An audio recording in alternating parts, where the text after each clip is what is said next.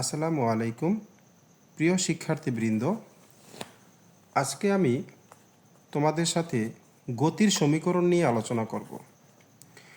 তো তোমরা জানো যে গতির সমীকরণ হচ্ছে টোটাল 4টি। এই সমীকরণগুলো কিভাবে প্রমাণ করা যায় সেটা আজকে আমরা দেখব। তো প্রথমে আছে বি সমান ইউ প্লাস এটি।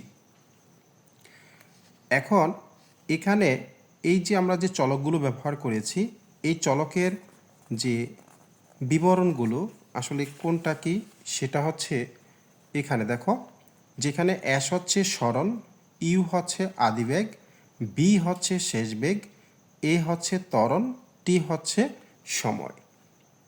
তো চলো আমরা এই যে প্রথম যে সমীকরণটা আছে বি সমান ইউ প্লাস এটি, এই সমীকরণটি কিভাবে প্রমাণ করা যায় সেটি দেখি।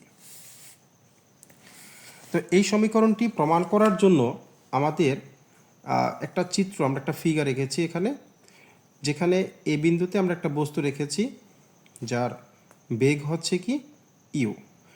ধরলাম যে একটি বস্তু এই অবস্থান থেকে ইউ আদিবেগ নিয়ে এ সুষম ত্বরণে টি সময় পর বি শেষ বেগ প্রাপ্ত হয়। অর্থাৎ এ বিন্দু থেকে বস্তুটি ইউ বেগ নিয়ে যাত্রা শুরু করে এ সুষম ত্বরণে টি সময় চলার পর এখানে এসে বি শেষ বেগ প্রাপ্ত হয়। তাহলে এই যে টি সময়টা, এই টি সময়ে বেগের পরিবর্তন কত হলো? বেগ আগে ছিল ইউ, এখন হয়েছে কত? বি। তাহলে টি সময় পর বেগের পরিবর্তন হলো বি মাইনাস ইউ।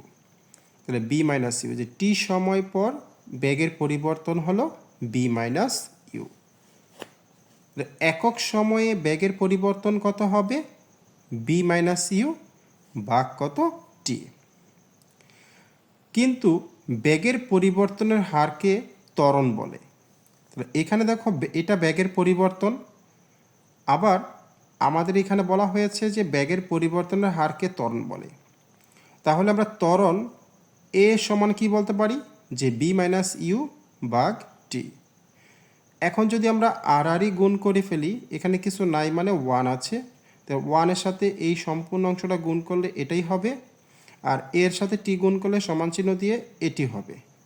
এখন এখানে ইউটা মাইনাসে, এটা ডান পাশে নিলে কি হয়ে যাবে? প্লাস হয়ে যাবে, আর এখানে এটি। তাহলে আমাদের এই যে বি সমান ইউ প্লাস এটি সমীকরণটা প্রমাণ হয়ে গেল।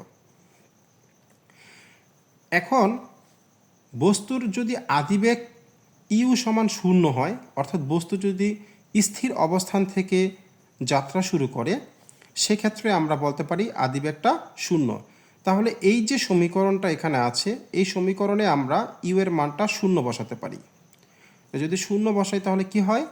বি সমান শূন্য প্লাস এ টি। তাহলে এখানে শূন্য চলে গেলে কি থাকবে? বি সমান এটি থাকে। তাহলে বি সমান আমরা এখানে লিখেছি ধ্রুবক গুণন টি। এটা কিভাবে লেখা যায়? দেখো, যদি বস্তু সুষম ত্বরণে চলে তাহলে সময়ের পরিবর্তনের সাথে তার ত্বরণের কোনো পরিবর্তন হবে না, অর্থাৎ প্রতিটি মুহূর্তে ত্বরণ সমান থাকবে।